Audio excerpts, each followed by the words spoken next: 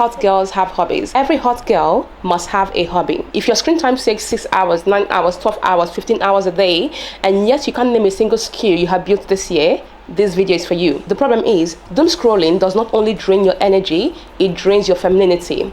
And how does it do that? For one, it keeps you overstimulated, it makes you slightly insecure, and also in some sense, it makes you weirdly empty. So if you want to be softer, calmer, more interesting, more layered, you need hobbies that build you, not drain you. So instead of scrolling and watching other people live their life, these are 16 feminine hobbies that will not only help you build presence, but also make you softer and more calming. Number one, I'll start with my favorite, and that is reading. How does reading make you hot? In case you're wondering, this is my current read. It's Spare by Prince Harry. I'm enjoying it. So how does reading make you hot? Reading does the opposite of what social media does. It helps you with articulation.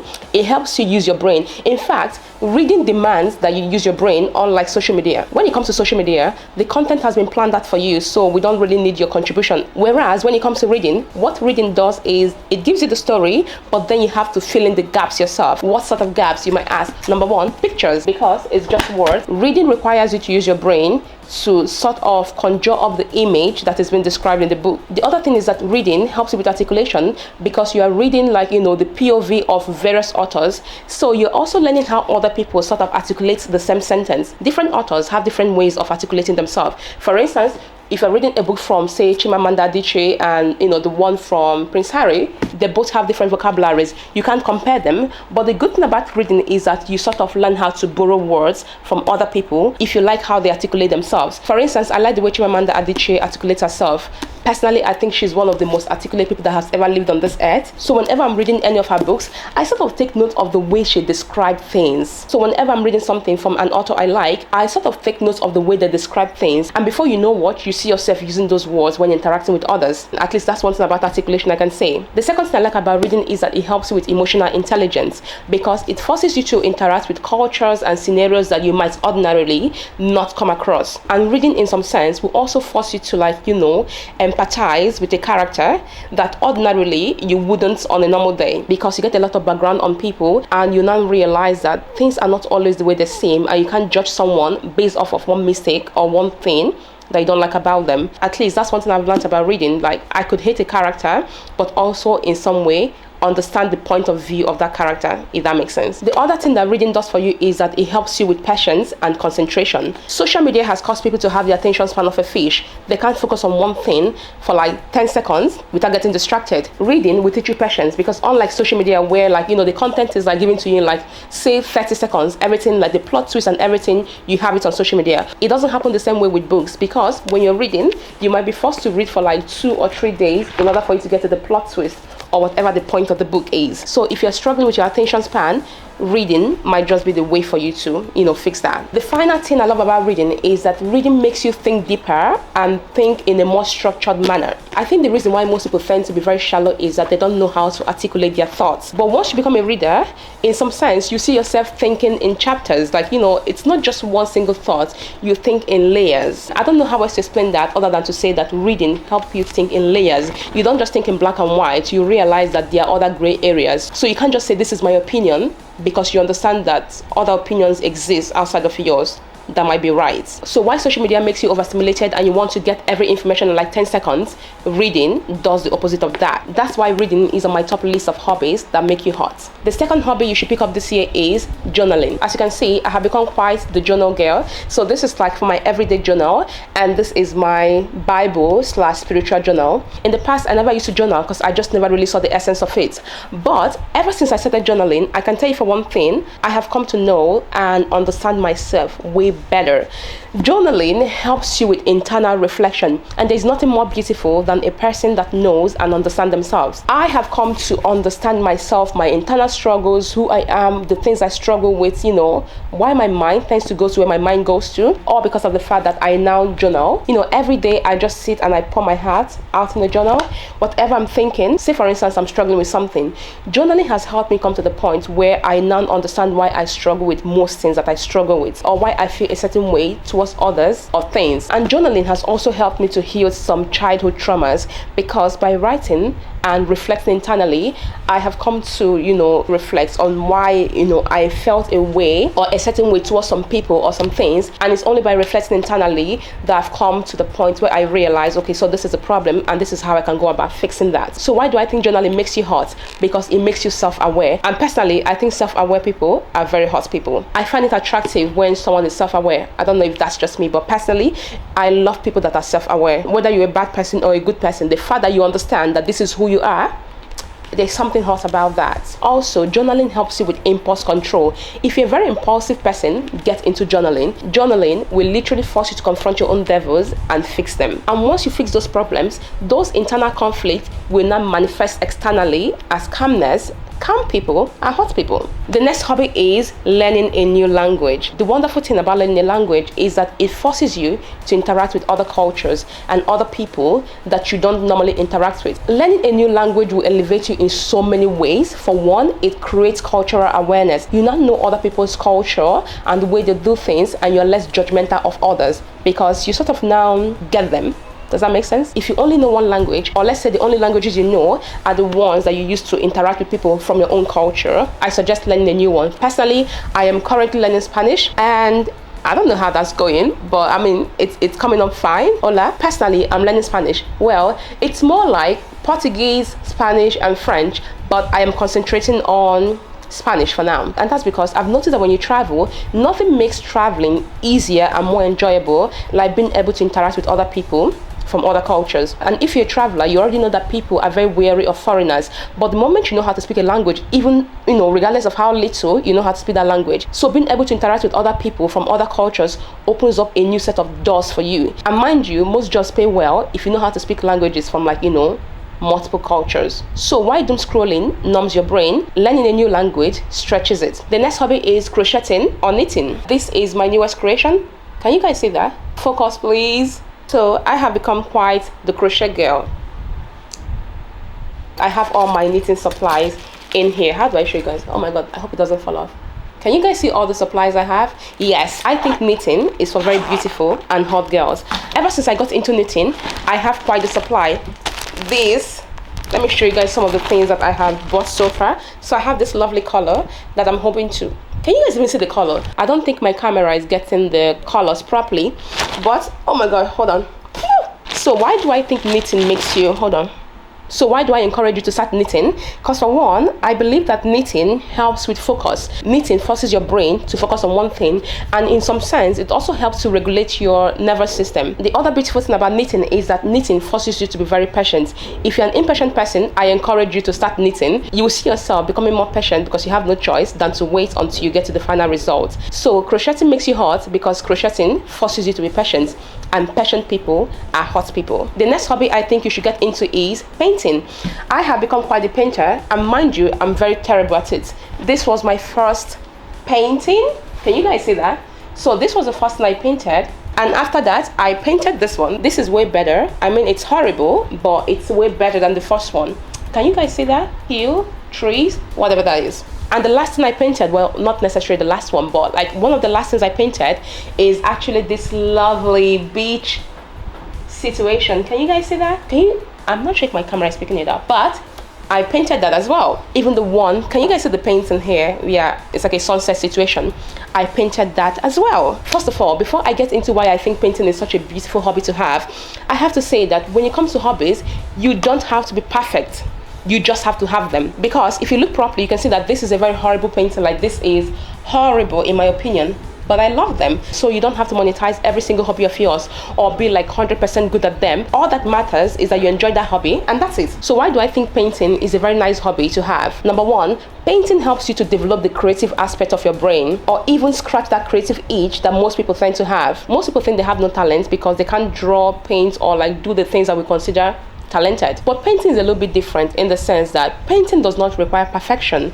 And the other thing about painting, and this is all my opinion, is that Painting helps with nurturing your childlike spirit, because when we were children we used to play with the crayons, but now we don't do that anymore. And personally for me, painting is a way for me to play around with colors and just have fun and feel like I'm a child again. So there's that. And also, painting is that one hobby that causes you to create something and not necessarily consume what others have created. You start out with a blank canvas, and at the end of the day, like, there is something beautiful on that canvas and it's all from you. Say for instance, whenever I see this picture, it makes me so happy. I can't even tell you like how incredibly happy seeing this painting makes me. It's not perfect, but like sometimes I'm just like, oh my gosh, I actually made that. Like, I literally made this from my head. And mind you, I am horrible at painting, like I said. So the other hobby I believe everyone should get into is floral arrangements. I love flowers so much. Like, from the depth of my heart, I love flowers. I used to run a blog called Garden Plants and Flowers. It's not live anymore. I'm hoping to bring it back. But I think floral arrangement is such a hot and calming hobby that everyone, both male and female, should get into. Why should they get into it? Floral arrangement trains your eyes for beauty and aesthetics. If you're one of those people that are not creative and you don't know how to put outfits together, or you don't have an eye for beauty, like you can't look at something and say, okay, I think this and this are going to go together. If you're one of those people, I encourage you to get into floral arrangements. Floral arrangement will train your eyes for beauty and balance. The other beautiful thing is that floral arrangement also trains your eyes for harmony. You start to recognize height and depth, colors that go together and colors that don't. And also, floral arrangement makes your home look beautiful, so you might as well get into it. And again, floral arrangement is one of those things where you are creating and not consuming. So you are creating something that other people will look at and find beautiful, find aesthetically pleasing. And to me, being able to create something beautiful that people gush over when they see makes you a very hot and intentional person. The next hobby you should get into is playing any type of musical instrument. I don't know if this is the case for most people, but for me, whenever I see someone who knows how to play like any musical instrument at all, I find that very exhilarating. Like, I find it very beautiful and almost sensual in some sense, especially the piano. I'll be tripping for the person, not gonna lie. I literally trip for people who know how to play any form of musical instrument. I just think it's such a beautiful thing to be able to create some sort of harmonious sound, being able to play a sound that is pleasing to the ears. Because for me, it's like you have to think about that. Like, you have to think about the sound you want to play and then create that. I just think it's beautiful. I don't know. I just think people that play instruments are like interesting people. So why should you learn how to play an instrument? For one, it builds discipline. If you struggle with discipline, learning an instrument will cost you to actually develop one. Because if you have learned how to play any type of instrument, learning those things are not easy. It takes time, it takes effort, it takes patience. So if you can actually discipline yourself to learn how to play a particular instrument, which might take you days or weeks or months or even years to learn, that discipline you have built start to seep into other areas of your life. The other beautiful thing is it helps you with rhythm and coordination. If you're not the most organized person, learning an instrument will actually trick your brain into learning how to stay coordinated. I was going to mention long-term commitment, but I already mentioned that earlier on, because I said that if you're able to stick with an instrument for like a very long time, it will also help you to learn how to commit to things for a very long time. The next hobby I find very beautiful and I think most people should get into is gardening. I already mentioned earlier that I used to run a blog called Garden Plants and Flowers. It's no longer online, but I'm going to bring it back up, and that's because where I live currently, I don't have access to a garden, so I can't garden, and if I can't garden, I can't run a blog on how to garden. Does that make sense? So that's why I had to take it down. But I think gardening is such a beautiful hobby to have. I will tell you from my own experience what gardening has done for me. Number one, being able to nurture something for such a long time. When you're gardening, it's literally like taking care of your babies. You have to feed them, you have to make sure they get the right amount of sunlight and water and humidity and all whatnot. Gardening helps you with commitment. It helps you with patience as well, because things don't grow overnight. Sometimes you have to wait for like months or even sometimes years in order for a seed to grow. So gardening will actually teach you patience and commitment. And the most beautiful of all is that gardening connects you with nature. It's just you and the sand and the seed and the flowers and all. Gardening is such a beautiful hobby. Like, gardening will always have a place in my heart. And as soon as I can get into a place that have a place for me to garden, I'm gonna move. I'm not even joking about that. I love gardening so much, and I can't tell you how much I have missed my gardening. So in a fast-paced world where everything is like fed to you in like 10 seconds, in 20 seconds, gardening causes you to go slow in life because you can't rush things. You can't rush growth. You are forced to actually take your time and watch something mature slowly. The other hobby that I think everyone should get into is hosting. Hosting is such a beautiful thing. I know that sometimes it can be expensive, but that depends on, like, you know, how extravagant you go with your hosting. Personally, I think that hosting can still be done in a small budget. Social media and smartphones have made human interaction almost impossible because now we hardly even see our friends. We feel like we're connected to them because we see them online all the time, but we hardly talk to them. Like, we hardly have time to sit together without phones, without social media, and just discuss about life and how we're feeling and how we have missed each other and the things that we're planning or doing or whatever. Hosting will help you to build real life connection, which is something I believe that we're lacking today. Most people are very shallow because they never ever have like in real life in-depth conversation with other people. It's almost like we view other humans as avatars, like avatars on social media, and not necessarily human beings with depth, like with people that have, like, you know, likes and dislikes, people that have problems, people that have things that make them happy or whatnot. And that's why I think that all of us should get into hosting. It could be tea time, it could be a dinner party, it could be breakfast, it could be anything. It doesn't have to be extravagant. Just having like a group of friends come together and eat dinner or eat like a small meal at your place is something that I think that, you know, we should encourage more of. Doomscrolling makes you watch other people connect with things in their life, while hosting makes you that connector in your own life. So everyone should try hosting as a hobby. At least try it out and see if you like it. The next hobby I believe everyone should get into is dancing. Yes, I actually picked up dancing as a hobby last year, and mind you, dancing is not a one size fits all. There are different forms of dancing, and personally the one that intrigued me was belly dancing, and that's because I was scrolling on TikTok and I saw this I think it was an Arabian wedding or something, and I saw the women belly dancing, and I just found that so intriguing, and that's how I got into it as well. So I picked up belly dancing as a hobby. It's not going well because my tummy is not where I need it to be yet, but it's a hobby that I enjoy now. Like, you know, I see myself watching videos on how to make certain moves and all. So I think dancing makes you hot, and part of why I picked dancing is that as much as dancing makes you hot, dancing also helps you physically as well. Dancing is a form of exercise. It helps with your posture, it helps with fluidity, it helps you with, like, you know, movement and all. And also I believe that dancing improves self-confidence. Imagine being able to dance. Just imagine being able to dance. That's all I would say. Like, imagine being able to dance. Like, why most people are shy and sit in the corner at parties, you can just stand up and make some moves and people find that interesting. Come on, I think that's something only hot people do. So dancing is definitely on my list of hot hobbies you should be trying. The next hobby that you should try, which most people might not consider this a hobby, but personally I think it's a hobby, and that is baking. I love baking. I love baking pastries. I love baking cake. In fact, for me, a very good way for me to release stress from my body is by baking. And even though you might not see it as such, but I think that baking is also you creating something. Not everyone knows how to bake. The fact that you can read a recipe and create the thing that the recipe, you know, talks about, I think it's such a beautiful thing because not everyone can do that. Also, baking differs from cooking because in some sense, I feel like you can mess up cooking and it will still turn out well. But when it comes to baking, baking requires precision. If something calls for a cup of flour and you put 1.5 or anything less than that, it's not going to turn out fine. So baking is something that will help you with, like, you know, building precision, knowing how to do things the right way and not taking corners. The other thing I find beautiful about baking is the fact that you also make something that people can enjoy, like something warm and comforting for people to nibble on. I think that's such a beautiful thing to get into. So if you have been debating whether you should go into baking or not, I encourage you, start baking. Personally, I love baking cupcakes and cookies, and actually just more of cakes and cookies. I tried bread one time, it didn't turn out well, but I'm still gonna try it again. But baking is such a hot hobby to have. Because for one, you're feeding people. The next hobby is pottery. I tried this one out briefly, just being able to create something from clay. What? I think that's such a beautiful talent or hobby to have. I'm going to be very honest on something. If you're very sensitive to like tactile sensation, pottery might not really be for you. And that is one thing I noticed, because when I started pottery, I just realized how much I don't like things like coating my hand or like my hand being wet all the time. And that is why, in as much as I love pottery, I just didn't really get into it that much because it just kind of, it tickles me too much and I couldn't do it. I couldn't keep at it for hours. But if you don't mind, I think pottery is such a beautiful thing to get into, being able to create mugs and vases and plates and all. So please try it out. Don't knock it until you try it out. The next one is sewing, being able to make clothes out of fabrics. Sewing will help you develop your craftsmanship. I got into sewing in 2021, and ever since then it's like one of those things that I really enjoyed doing.